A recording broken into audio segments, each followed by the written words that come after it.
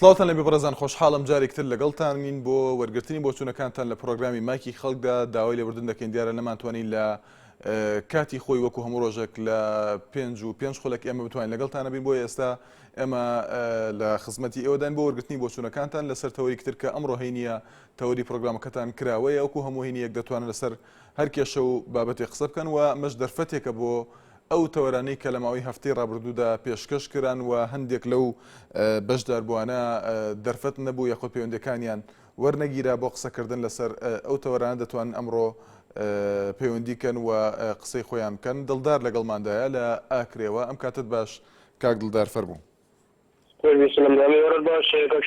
زۆر سپاس، فەرموو کاک دڵدار.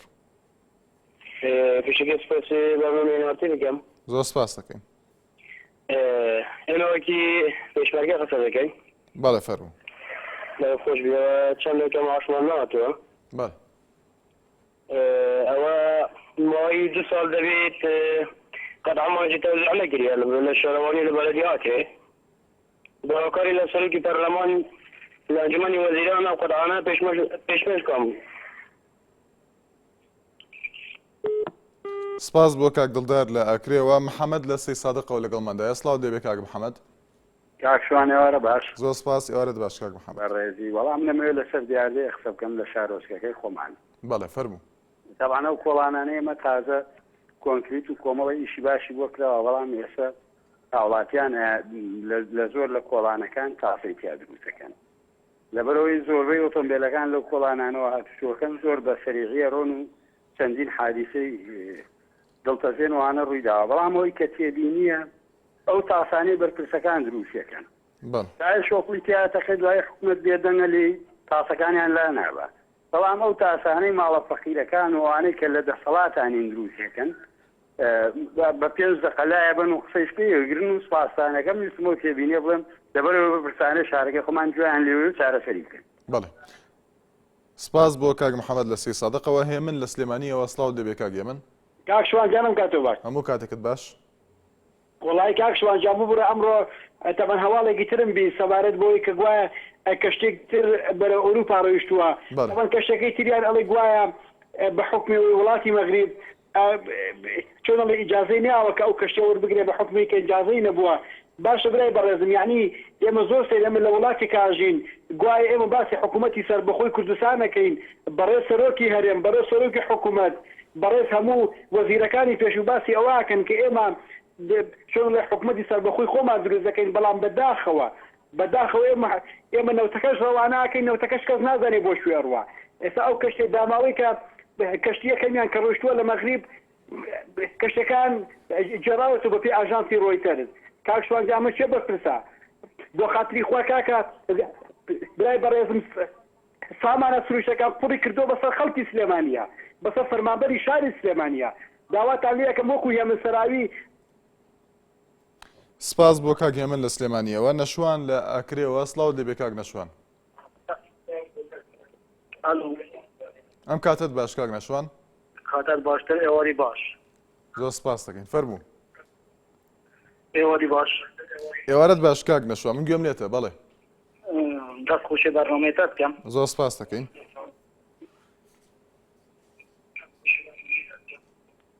والله هنا گرفتمان هەیە لە قەزای ئاسێ. بەڵێ چین ئەو گرفتانە؟ فەرموو.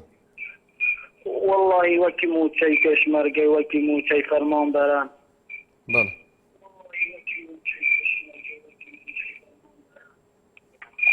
والله ئەوە تقریبا 3 مانگە موچەمان نەوەرگرتیە، ئەوە بەری 4-5 ڕۆژە موچەمان وەرگرتیە.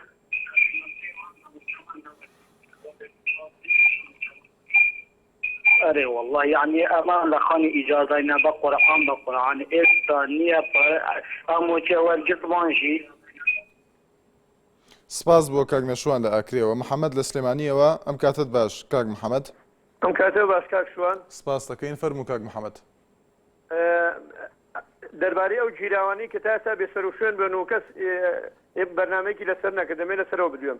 بەڵێ فەرموو. حیزبەکان بەگشتی وەکێتی و پارتی بە تایبەتی ئێمان کردو بە کەرەستە و ئالەتی دەستیان.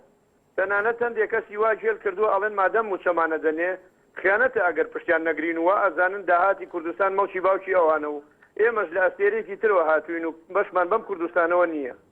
من نمونەیەک دەهێنمەوە کە هەم کەرەستە و هەم قوربانین لە شەڕەپەڕە و شەڕەت فەنگ و شەڕەت تۆمەت هەر خەڵک باجەکەی ئەدا لە کوشتن و بێسەر و شوێنکردن دیل کوشتن دۆڕا و ئێمە و براوە ئەوان بوون. ئەوە تا چەند وەختە حاشا لە بوونی ژیراوی سیاسی و بێسەر و شوێنەکانەکەن کەچی دەرکەوت کە لە مەسیف 25 ژیراو هەیە کە تایەتی 18 ساڵە ژیراوە. باشە خەڵقی چۆن دیفاع لە حیزب بکەین 18 ساڵ بەتەنگ پێشمەرگەیە کۆنەیە کە شەڕی بۆ کردووە. ئەمان ڕێکەوتنی استراتیژیان هەیە و لەولاوە قوربانیەکان تا ئێستا بەر نەبوو بن. سپاس بۆ کاک محەممەد لە سلێمانیەوە. ئەحمەد لەگەڵماندایە لە هەولێرەوە. ئەم کاتت باش کاک ئەحمەد. السلام عليكم. عليكم السلام. سپاس دەکەی کاک ئەحمەد فەرموو. وين كاك شلون باشي؟ زۆر سپاس. فەرموو کاک ئەحمەد. كاك شلون بقول مشينا سؤالين دوباره بيتن تنظر تشارم كردوها اليوم اوسط بهم خوشه بزانم راسته يعني كسيودو سال بيس يعني 19000 عسكري ايما عراقي ايران اكسيدي كردوها هم سال ايران دور ساناجي اكداس الاجري ايا ايما وندا ملك بيت تواناي ايما ترسلوا من السراكن بهم خوشه او تاريخا زندوبه كانوا ايوا بەڵێ کاک ئەحمەد. لقيت كاكا شلون حمص سال ايران عليه اما ذات العقل عليه اما هو اشياء مال العراق درتوها هذا انا صدام هجومي راكر نامي دايل التلفزيون درامي هجومي كده بس سوري قراوه همو بلا نقطه كان ليش توا ايا اما ودا من ترسوجي برامري خارجان يترسفاس انا كم سپاس بۆ کاک ئەحمەد. عەلی لە هەولێرەوە. فەرموو کاک عەلی. الو فەرموو کاک عەلی. بەڵێ گوێم لێتە. كاك لبسوني سپاس دەکەم کاک عەلی. ماشي حواتوا زۆر سپاس. والله توركا زرت باشا يعني هو بس الاورو لبرنامج ولا اخباري يعني تركيا نظام كي مؤتمر الامريكا سرطان الجزائري يعني نظام او تركيا كثير لما بتيجاوبهم بەڵێ کاک عەلی. والله يعني من تركيانية كان خوش نفسك مع فلوس زور خوش بس ما يدري من تركيانية يعني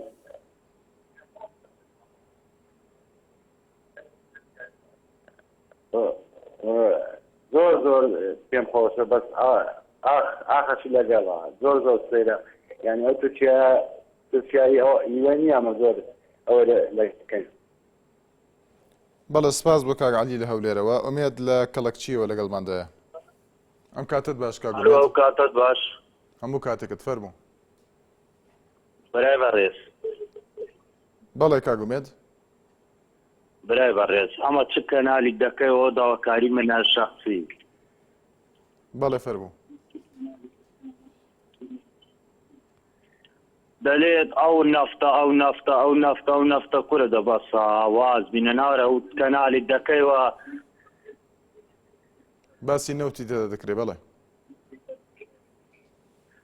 لەدی. سپاس بۆ کاک ئومێد لە کەڵەکشیەوە. قاسم لە بەحرکەوە. ئەم کاتت باش کاک قاسم. سلاو كاك شلون سڵاو لە جەنابیشت. پیرژبایی لەگەڵی کوردەکەم بەبوونەی دانوستانکردنی نێوان پەرلەمان و ئەو کونێکتەی لە نێوان پەرلەمان و حکومەتی هەرێمی کوردستان ئێستا دروست بووە. ئەمە مایە دڵخۆشی ئێمەی کوردە داوا لە حکومەتی هەرێمی کوردستانەکەین هەموو کاتێک لەژێر ئێرادەی ملەت دابێت هەروەک چون توانی پرسی نەفس پرسی نەوت بوو گەلی کورد بە شەفافی ڕوون بکاتەوە. بەڕای من ئەمە توانی ئەمە دەستێکی باشە بۆ ئەوەی بتوانین وڵاتەکەمان بەرەو هەڵدێرێکی بەرز ببین سەرکەوتن بوو گەلەکەمان لەگەڵ ئیرادەی بەهێزی میلەتەکەمان بەرەو هەڵدێرێکی بەرز و بەرەو دەوڵەت بوون دەچین. من پێم وایە پرسی نەوت بەرەو سەربەخۆیەکی ڕاستمان دەباتن. ئەمە ئەگەر بە جوانی ڕفتار لەگەر ئەم پرسە بکەین ئەتوانین دەوڵەتی کوردی دابین بکرێت و گشت خەڵکی کوردستان. بەڵێ سپاس بۆ کاک قاسم. ئاوات لە سلێمانیەوە لەگەڵماندایە. ئەم کاتت باش. کاتۆ باش کاک شوانگە. زۆر سپاس دەکەین کاک ئاوات. برا بەڕێزەکەم ئێمە لە دەربارەی بودجەی هەرێمی کوردستان کە خەڵک ئەمڕۆ گلەیەتی لەسەری لە هەموو هاوڵاتێک وەڵاهی بۆ نمونەی ئێمە دوکاندارین تەماشاکەی ڕۆژانە خەڵکێتە لامان خەڵک هەمی هاتووە هاوارێتی دەدەست بۆجۆمانە تەماشاکەی ئەو کاتانێک کە بورجەکە لە بەغداوە هات زۆر باش بوو هەموو کەس ئیسفادەی لێ کردبوو زۆر بە شەفافانە و هەموو کەسێک لە هەموو چین توێژێک ئیسفادەی لێ کرا و بەس وەڵی ئەمڕۆ تەماشاکەی ئەوەی کە ئەکرێتە بەردەستی کوردی خۆمان تەماشاکەی کە هیچ کەسێ ئیسفادەی لێ ناکە و دیار نییە چۆن برایم خەلیل و تۆ بێت 23 ساڵە کەس نازانێ و داهاتەکە چۆنە ئەمیش دڵنیا بە هەروای لێ و کەس ئیسفادەی ناکە بڕوا بێ ئەمە بگەڕێنەوە بۆ بەغا لە بەغاوە بردەکەمان بۆ بێ باشتر میلەت ئیسفادەی دێتەکەوت دەست خۆشتانێ دەکەم سپاس بۆ کاگاوات دەرباز لە کەرکووکەوە ئەم کاتت باش کاک دەرباز. السلام عليكم. عليكم السلام فەرموو. من رخصتي لە کەناڵەکەتان. فەرموو کاک دەرباز. ئێوە پێش کەناڵی ناتی ئەو ڕسمەی کە بڵاتان کردەوە ڕسمەکەی دنیا نەدەبات لە کەناڵی ناتی بڵاتان کردبای ئەو ڕسمەیە. وێنەی چی کاک دەرباز؟ چ وێنەیە؟ ئەو ڕسمەی دنیا. بەڵێ. ئەوەی کە مارەکرا. بەڵێ. ئەگەر بڵاو کرابێتەوە وەکو خۆی بڵاو نەکراوەتەوە بێگومان وەکو خۆی پیشان نەدراوە. لە هەموو کەناڵەکانی پیشان دراوە بەڵام ئێناتی وەکو خۆی پیشانی نەدا کاک دەرباز. ئەگەر قسەیەکت مابێ. بەڵێ؟ ئەگەر قسەیەکت مابێ وەڵام دایتەوە نازانم گوێت لێ بوو؟ هیوادارم کەوانە بڵاو نەکەنەوە هیوادارم کە ڕسمەی بڵاو نەکەنەوە بە تۆشی کەناڵی ناتی ئێوە زۆر ڕسمەی بڵاو دەکەنەوە زۆر هەڕەشە لە ئەوەی ئاینی دەکەن زۆر بەڕاستی. کێ هەڕەشەی کردووە کاک دەرباز؟ لە ئاین دەکەن هیوادارم ئەو ڕسمە بڵاو نەکەنەوە. کێ هەڕەشەی کردووە کاک دەرباز ئەگەر ڕوون کەیتەوە سپاس بۆ کاک دەرباز لە کەرکووکەوە بەڵام با بە ناوی ئێمەوە قسە نەکرێت ئێمە هەڕەشەمان نەکردووە نازانم مەبەستی چییە لە هەڕەشەی ئاینی ئەگەر ئەو ڕووداوە مەبەستی ڕووداوی کوشتنی دنیای تەمەن 15 ساڵە لە کەڵەکچی ئەگەر وێنەی تەرمەکە بە دیارە بڵاو نەکراوەتە گە بڵاویش کرابێتەوە وەکو خۆی بڵاو نەکراوەتەوە تا وێنەی دنیا کە پێش کوژرانەکەی بڵاو کرابێتەوە شتێکی ترە بەڵام ئەگەر مەبەستی هەڕەشەی ئاینی نازە مەبەستی چییە ئەگەر قسەیە کرابێت لە زاری هەندێک کەسەوە لە راپۆرتێک بێ یان بە دوواداچوونێک بێت سەبارەت بە ڕووداوەکە ئەوە گزارش لە بۆچوونی خۆی دەکات هەرچەندە لەگەڵ ئەوەشدا هەڕەشە نەبوو و NRT لێرەدا بڵاوی کاتەوە نازام هەڕەشەکە مەبەستی چی هیوادارم ڕوونی کەنەوە گە ڕخنێکتان هەبێ بۆ ئەوی ئێمە کە وەڵاممان هەبوو بۆ ڕخنەکانی ئێوە دیاریکەین کە کام ڕخنەیە و دواتر وەڵامەکان وەکو خۆیان بن. محەممەد لە دووزەوە ئەم کاتت باش کاک محەممەد. کاکشانم کاتەوە باش. سپاس دەکەین فەرموو کاک محەممەد. کاشان نۆک و هاوڵاتیی شایست بەڕاستی حاڵمان نەماوە بەدەست تێگەڵچنەکانی سوپای عێراقی و هەندێک لایەنی دیاریکراوە بەڕاستی حاڵمان نەماوە هەموو ڕۆژێ سەر و هەموو ڕۆژە تێگەڵچن و بەڕاستی نیوەی ئەم خەڵکە خۆی لە خۆی داعشێکە بەڕاستی شەڕە هەرایە لە بیزە حاڵمان نەماوە. بەڵێ. بەڵێ زۆر سپاسانەوە. سپاس بۆ کاک محەممەد ساڵح لە بەحەرکەوە لەگەڵمەندایە فەرموو کاک ساڵح. ئێوارەتان باش. ئێوارەت باش کاک ساڵح. ئەمڕۆ لە تۆڕی کۆمەڵاتی فێسبوک لە لاپەڕای سەرەکی کەناڵی رووسیا تودەی بابەتێکم بینی بە ناونیشانی وڵاتی مەغریب ئەو کەشتیە کە نەوتی هەرێمی کوردستانی دەگواستەوە دەرکرد. لێرەدا مەبەسم ئەوەیە کە ئەو کۆمنتانە کە وەکو ئێمە دەڵێن برا عەرەبەکانمان ئەو کۆمنتانە کە ئەوە نووسی بوون هەمووان وەکو برا پێکەوە کەوتو بوونە دژاتی خەلکی کوردستان و کوردستان بەگشتی و پێکەوە دژاتی ئەم کوردستانیان دەکرد و دەستخۆشیان لە وڵاتی مەغریب دەکرد هەمووان وەکو برا بوون. جا بۆ ئەمە لێرە دەمەوێت داوا لە خەلکی کوردستان دەکەم کە هەموومان پێکەوە بین هەموومان برا بین با ئیترواز لە یەکتر بێنین پێکەوە هەموومان بەرەو سەربەخۆیی کوردستان و بەرەو سەربەخۆی ئابووری نەتەوە ئابووری گەلەکەمان ئابووری کوردستان هەنگاو بنین و پێکەوە کار بکەین بۆ سەربەخۆی. سپاس بۆ کاک ساڵح لە بەحەرکەوە تاریق لە کەڵەکچیەوە لەگەڵماندایە ئەم کاتت باش کاک تاریق. السلام عليكم. عليكم السلام فەرموو کاک تاریق. تونی بەڕێزاشی زۆر سپاس دەکەم. لەسەر داهاتی نەوتەوەیانە بەڵێ ئەری باش ئەو داهاتی نەوتە داهاتە لە کوردستان بەدەست ناکەوێت ئەمگۆ پرسیاری بکەن ئەو داهاتی نەوتی عێراق کەوا داهاتی نەوتی عێراق بۆ کێ دەچیت؟ ئالۆ گوێم لێتە کاک تاریق فەرموو. داهاتی نەوتی عێراق بۆ کێ دەچیت ئەو داهاتانەی لۆ ناگەڕینەوە لۆ کوردستان ئایا کوردستان ئەو بڕێنەوتی ئێستا فرۆتیە بڕی ئەم دەی نەگردیە کە ڕاتبی فەرمانبەران و ئەوانە پێ بدەن وشانم بدات کە بۆچی فەرمانبەران و مامۆستایان و ئەوان دیکە پێ چارەسەر بێتەکردن. ئالو بەڵێ کاک تارق ئەگەر قسێکت ما بێ زۆر بە کورتی کاتت کەم ماوە. دەڵێم ئەو داهاتی نەوتی عێراق ئەو بۆ شێ دەچیت خۆ بەس داهاتی کوردستانیەکە ئەو خەڵکە دەلێت ئەو نەوتە دەشتەکی و ناشتەکی و نەزانم بەڵێ سپاس بۆ کاک تارق لە کەڵەکچیەوە تانیا کفری لە فەیسبوکەوە نووسویەتی من دەمەوێت ئەمڕۆ باسی ئەو بکەم بۆچی پەرلەمانتارانی گۆڕان لە کابینەی پێشوودا ئەو هاتوو هاوارەیان بوو ئەی بۆچی دوێنێ بە سەرۆکی حکوومەتی کاربڕێکەر لە وەڵامی سەرۆکی فراکسیۆنی گۆڕان وتی ئەمە قبول ناکەین شێوازی پرسیارکردن شێوەی خۆی هەیە بەڵام بێدەنگ بوون بەڵام بۆچی ئەوەی مەبەستی دکتۆر بەرهەمە دەڵێت 12 سعات لێپرسینەوەیان لەگەڵدا کرد.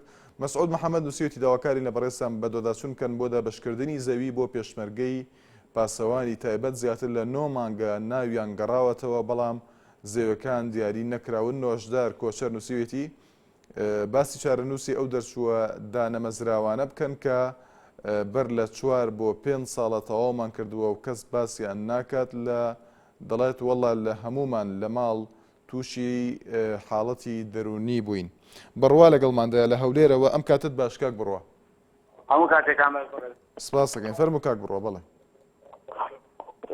من ئەمەوێت نییە ڕێی خۆم دڵێم لەسەر نەکنەوت لەسەر دەنگدانەکە چونکە مە 258 ڕۆژە ئێوێ لەسەر دەنگدان ئێمە دەنگمانیا یەکەم جا ئەوان بە ئێمە دەڵێن ئەگۆڕێت و هەمووتان بڕۆن کارتی دەنگدان بهێنەوە بەڵام کە ئەڕۆنی هێشتا حکوومەتی شتێکشکیل نەبوو هەر باسیشی لێوە ناکەن ناویش بڵێنە نەتەکەش نامێنی ناتوانین هیچیشی پێ بڵێین بۆ کوێڕا بۆ کوێتیە حەزمەکە لەوانەوە بە قسە بکەم بەڵام کە بدرێژی بابەتەکە زۆر بەتەمان داوای لێبوردنەکەم.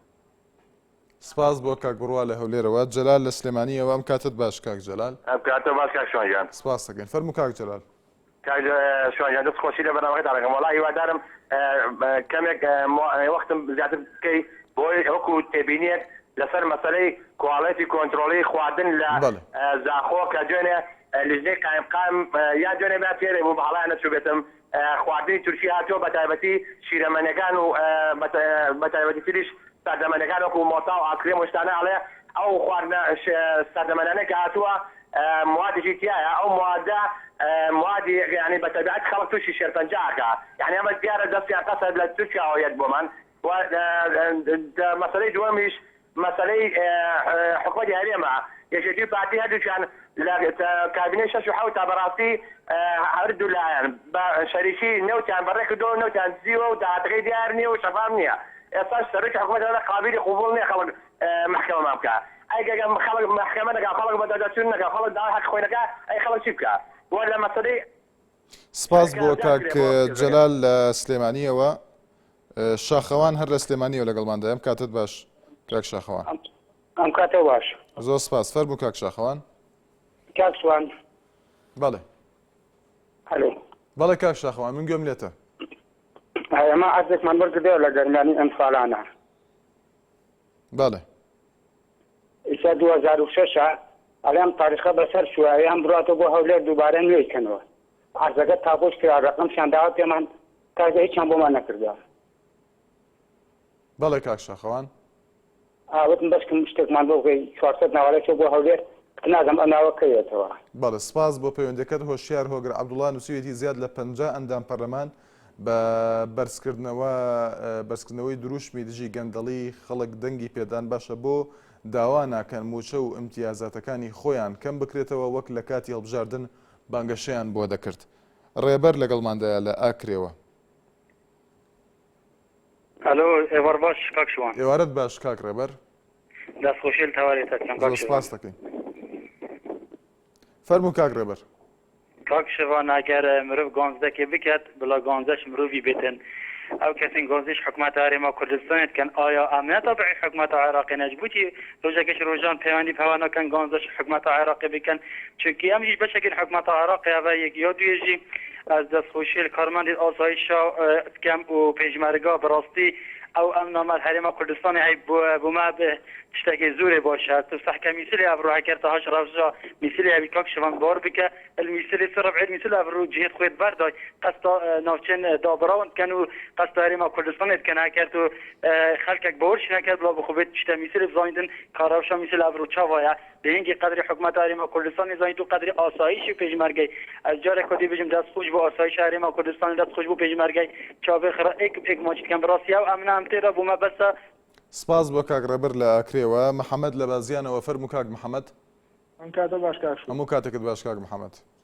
وڵای منم بۆ ئەمەیە لەسەر کاری ئەدای سیاسی بزوتنەوەی گۆڕان لەم ماوەی دوای هەڵبژاردنەکانی 21 نۆ قسەکەم بەڕاستی دەو کاتەوەی کە وتراوە بەشداری لە حکوومەتەکە خەڵکی ئەدای گۆڕانی بەدەو نییە لە کۆمەڵی ڕۆ وازیدا دۆسیەی حەفەش و باتێناوە بە هیچ شێوەیە باسی ناکە باسی سووتانی ئەنافی ناکە باسی ڕۆشتنی نەوت ناکە بە هیچ شێوەی ئەو ڕۆژە کابینەتی لە پەرلەمان بۆ بەڕاستی ئەندام پەرلەمانەکانی گۆڕان لە چاو خولی پێشوە هیچ جور ئەدەیگانە هیچ توانایان نییە لە جاتی شێر ڕێوی ڕاوەکە برا ئێسامانە کەی ئەندام پەرلەمانە دەوێت کەی توانایان هەیە توانای لێپرسینەوەیان بە هیچ شێوەیە نییە دوایەوە زوتەوەی گۆڕان کاعالی بە شێوەیە باسی نەوتیەکە کە ئەدگوڵ ئەم کوردستانە هەمووی بۆ دوو بنەماڵە ڕۆ ئەی باشە بۆ ئێستا ناچی لێپرسینەوەیان لەگەڵاکەی بەڕاستی وازیدا هەموو ئەو دۆسیانەیە ناوە کە دەشت بانگەشەی بۆ کرد کەناڵی کێنێن جورئەتی نەماوە نازان بۆچی باسی گەندەڵی ناکە باسی مافورانی خەڵک ناکە هیوادارم بە پەیامەکە بچێتەوە بۆی خەڵکەوەی کە دەی نەتوەرێ من دەتوسۆت سپاس بۆ کاک محەممەد لە بازیانەوە نەوزاد لە هەولێرەوە ئەم کاتت باش کاک نەوزاد باش خۆش سەلامەت بی زۆر سپاس فەرموو کاک نەوزاد وەڵای دەمێت پەیوەندی بۆ بەرنامەی بکەین ببوورە کاک نەوزاد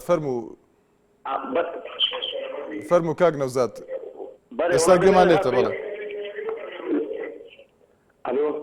فەرموو کاک نەوزاد من گوێم لێتە فەرموو بەڵێ کاشوان جان چۆنی زۆر سپاس دەکەم باش خۆش سەلامەت بی سپاس دەکەم کاک نەوزاد وەڵای زای چیە کاشوان جان ئەمە ئەلیرانە بە هەموو بەرپرس بە هەموو بەرپرس و بە هەموو عەزبەکانیش دەرێم زۆر عیبە هیچ شەرم و شەرەفیان نییە کاک نەوزاد با بۆ زمانە قسە نەکەین کاک نەوزاد ئەگەر ڕەخنەت هەیە با بە دروستی بە زمانە بیکەین کە قبول کراو بێت بەداخەوە کەمال لەگەڵماندایە هەلو ئەم کاتت باش کا کەمال هەموو کاتێکتان باش هەلو فەرموو کا کەمال کاتتان باش کا کەمال سپاس دەکەم ئەگەر دەنگی تەلەڤیزیۆنەکە کەسکەی کا کەمال لە سلێمانیەوە فەرموو کا کەمال لەتا من دەستخۆشی لە بەڕێتانەکەم بۆ پێشکەشکردنی ئەم بەرنامەیە زۆر سپاس دەکەین فەرموو من وەکو هاوڵاتیی شاری سلێمانی بەڵێ دەستخۆشی لە سەرۆکی ئەنجومەنی وەزیران جەنابی کاینەکی لەبان بارزانی جەنابی کاگاشتی ئەورامیەکەین کە بۆ یەکەم جارە کەسایەتێکی کاریزمەی بەڕێکرد وەکو ئەوەی کە بەڕێز کارد ئاشتی ئەورامی وەکو وەزیری سامانە سروشتەکان توانیوێتی کەسایەتێکی گرێکی لێهاتوو بتوانێنەوە داوانەی دەرەوە ئێمە دەستخۆشی دەکەین هیواداریشن داواکان لەسەر جەملایەنە سیاسەکانی کوردستان ئەمە نەکەنە مزایدەیەک بۆ کەناڵە ڕاگەیاندنەکان خۆیان پاڵپشتی دەوەکە لەبەرەوەی ئازانجەکەی بۆ هەموو گەلیکوتە لە پێشە بۆ لایەنانەی کە لە پێشە ئۆپۆزیسیۆن و ئێستش ئەیانەی خۆیان بە ئۆپۆزیسیۆن بدانن لەبەرەوە داواکەتی گیری لەو هەنگاوەکەم دەستخۆشیان دێتن سپاس بۆ کاک کەمال لە سلێمانیەوە دوا پەیوەندیمان لە کۆیەوەیە کاک محەممەد لەگەڵماندایە فەرموو کاک محەممەد زۆر سپاس دەکەین فەرموو کاک محەممەد باش کاکم باشی بەڵێ سپاس دەکەم فەرموو کاک محەممەد بەڵێ وەڵای کاکم باز لە خەڵکی کوردستان دەپرسم ڕۆڵی جێگری هەرێم چ بووە لە کوردستان بەس ئەو 4 ساڵی ڕابردوو هەر قسەیەکی نەکرد یعنی جێگری هەرێمی کوردستان هەر قسەیەکی نەکرد ڕۆژێک گوێمان لێ نەبوو هەر قسەی بکە وەڵای بەردێک باشە بوو کاک محەممەد با بە زمانێک قسە بکەین کە بەو شێوازە نەبێت ئێمە بەتوندی قسە لەسەر کەسێتی کوردکایە ڕۆژێک قسەی بکە بەڵێ کاشوانە دەبا ڕۆژێک قسەی بکە یعنی ئەی بۆچی جێگری هەرێمە مادام ئەی جێگری حکومەت چ ڕۆڵێکی وەکواتە ئێستا لەو کوردستانە هیچ ڕۆڵیان نەبووە هەر ڕۆژێک قسەیەکیان نەکرد هیچ نەبووە بەس ئازان عیلاقەیان لەگەڵ ئێران خۆش بێ و لەگەڵ نووری مالیکی لە بنەوە ژێر بەژێر عیلاقەیان لەگەڵ ئێرانە و لەگەڵ نووری مالیکی ئەو خەڵکەش هیچ یانی بەڵێ سپاس بۆ کاک محەممەد لە کۆیەوە کە دوا پەیوەندیمان بوو هەردی ڕزگار نووسێتی سەبارەت بە موچە بەرپرسێک دەڵێت خەڵک با تەحمل بکات بەڕاستی من تێناگەم ئەم بەرپرسانە بۆ لە چاوی خۆیانەوە سەیری خەڵک دەکەن بەڕاستی ئاگایان لەم خەڵکە نییە کە تەنها سەرچاوی ژیانیان موچەیە محەممەد تارق نووسێتی قوتابیانی ئامادەیی دوای یاخود داوای گۆڕینی ئەم سیستەمە دەکەن کە گەڕانەوەیە بۆ شێوەی جارانی واتە لابردنی 20 نمرەی پۆلی 4 و 5 چونکە وا بڕوا لە ساڵی تازەی خوێندن نسبەی لە 100% دەرناچێت لە پۆلی 6 تا سبێنێ هەمیشە لە خۆشیدا بن بەڕێزان.